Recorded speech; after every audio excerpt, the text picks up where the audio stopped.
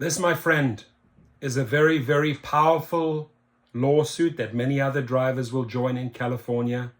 And it took 3 courageous drivers to file this, thanks to Rideshare Drivers United. Now, 2 of the 3 people I've met on several occasions. Just want to show you who the players are.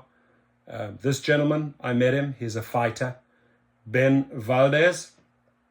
He says, it's a powerful statement, and I'll leave all the links below so you can help push out the media, right? Push out the Facebook posts. I'll leave it all underneath the video so you can see. If I had known where the passenger was going, I would not have accepted the ride. How many of you, just own up, how many of you have made that statement? I have, right? If I had known where the passenger was going, I would not have accepted the ride. I agree.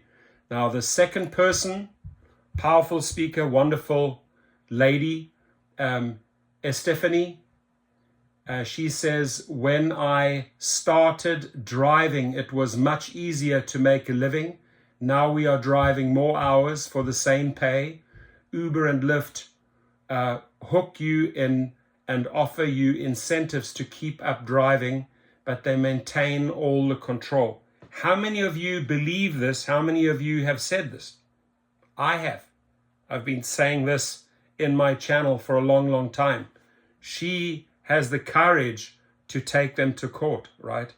And see this pattern here, lawsuit after lawsuit after lawsuit, because they believe that under Tony West and Dara Khosrowshahi's guidance, they will get away with the shenanigans. No, they won't.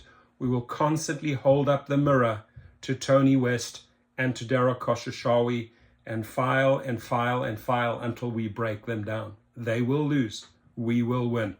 Now, the third one here is, I've never met him. His name's Taj Gill. The work is not flexible. Drivers are controlled by Uber and Lyft. We are not independent because we cannot choose what rides to take, and I cannot set my own fare. We are not able to do that. How many of you have thought or said that? I have. I definitely have. So jumping into the New York Times article, obviously a big article. If you can make it into the New York Times, you're getting, national coverage there. A lot of subscribers worldwide as well. So a lot of people have come across this article.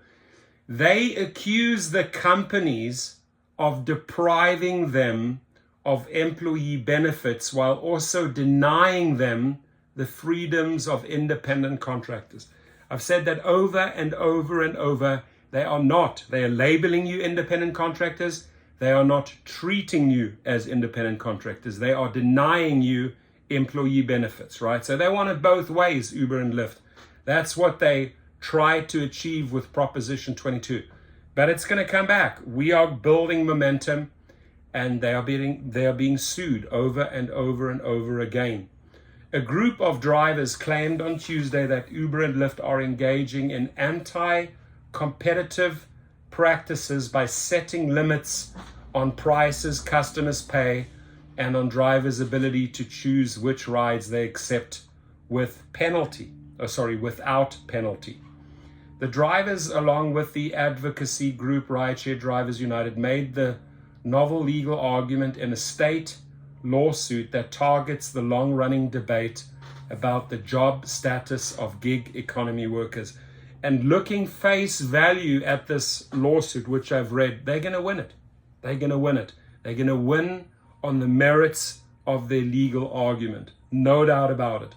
And I'll tell you what, Uber and Lyft, as well as a couple of others, are shaking in their boots because it took 3 to start it, right? It's a class action. People will be joining in. Mark my words.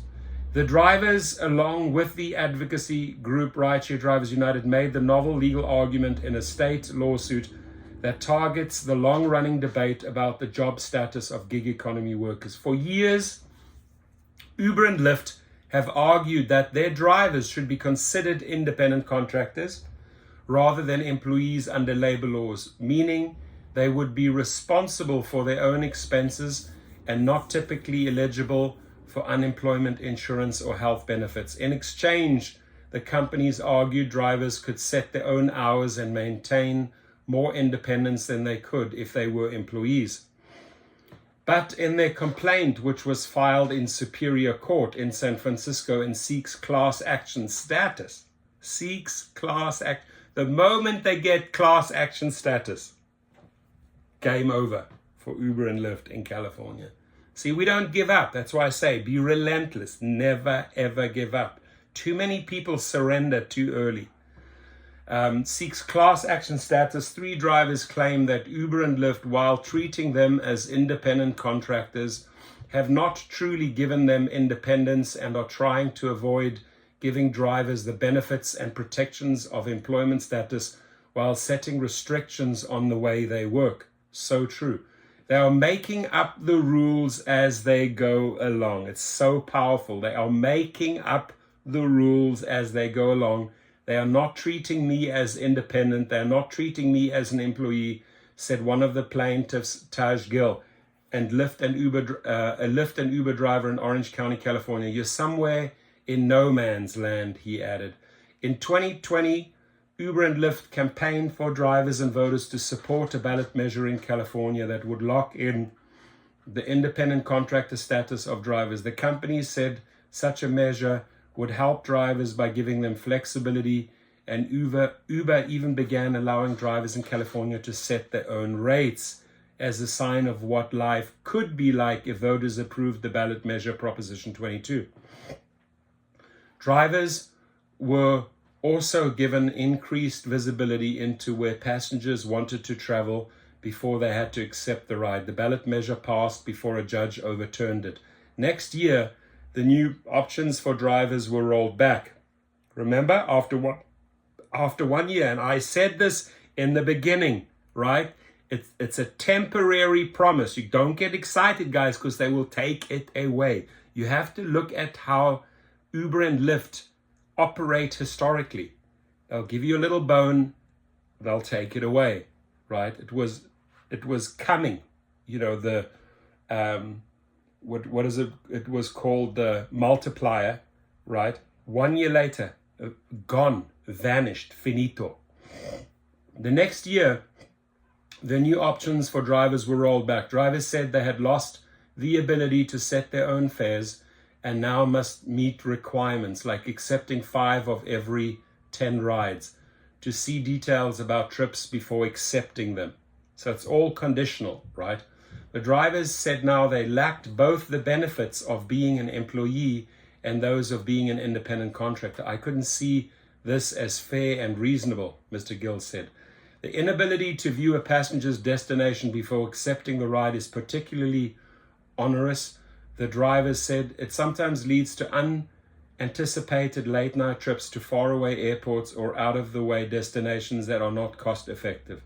In the lawsuit, the drivers are asking that Uber and Lyft be barred from fixing prices for rideshare services and withholding fare and destination data from drivers when presenting them with rides, and be required to give drivers transparent per mile, per minute, or per trip, rather than using hidden algorithms to determine compensation. So powerful arguments, my friends.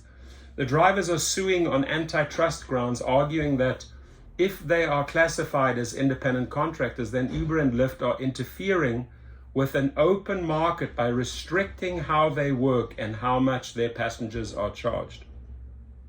Thank you, right? Go back, watch my videos. This was my biggest argument, video to video.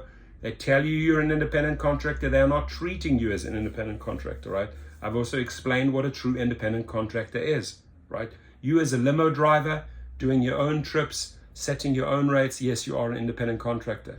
Uber and Lyft cannot sell you, or DoorDash cannot sell you on the fact that you are an independent contractor. You are not. Now they have to face the music.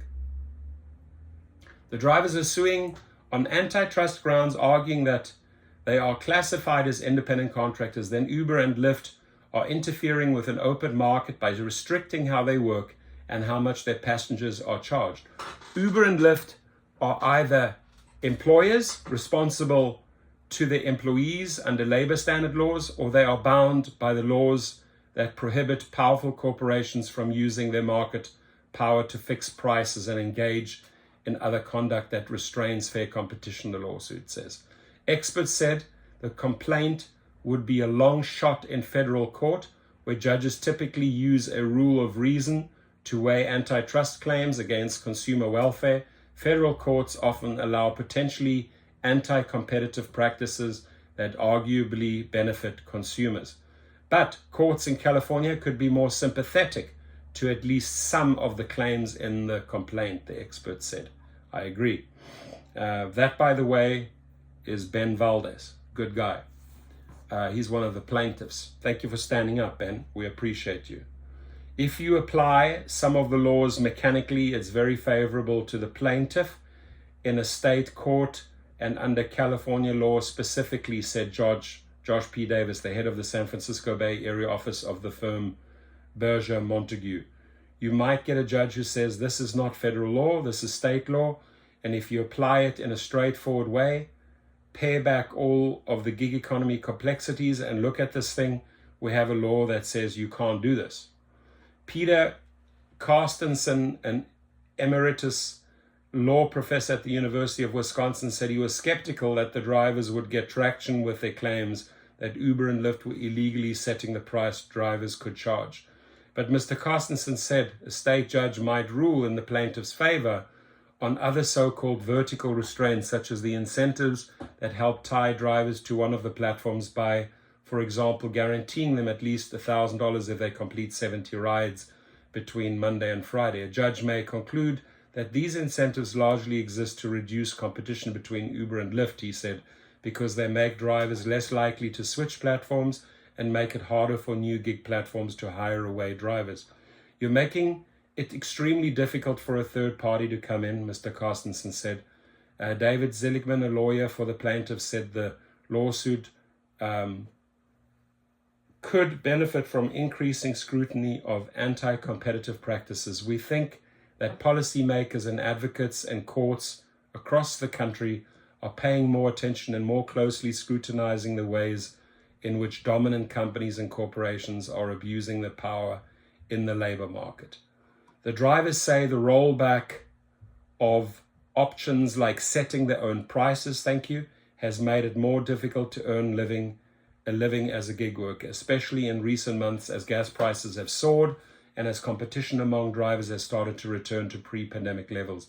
It's been increasingly more difficult to earn money, said another plaintiff, Ben Valdez, a driver in Los Angeles. Enough is enough. There's only so much a person can take. So feel free to chime in. I will leave the New York Times link. I will also leave the links to Rideshare Drivers United and the social media that you can help push out. Thank you very much, everyone. Great work, RDU. Thank you to those 3 courageous drivers. Keep pushing, be relentless, and scare the crap out of Uber and Lyft. File, slap them down, right? This is good. They just got 3 whippings. And what's going to happen now, if it gets the status of a class action, you're in trouble, Dara. You're in trouble, John. And you know it because you've been getting away with your shenanigans for way too long. Best of luck.